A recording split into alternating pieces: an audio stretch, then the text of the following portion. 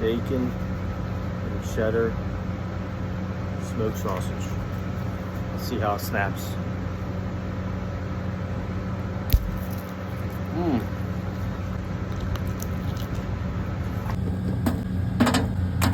So I'm smoking on the Oklahoma Joe's Highland with some apple chunks. Usually I would use a hickory log, but today I'm a little bit limited using some apple chunks.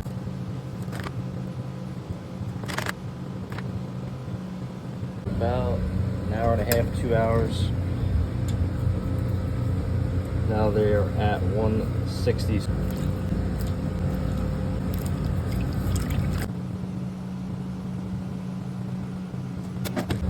Same temperature, 200 degrees until we hit 160. Let's see where we're at. Beautiful color.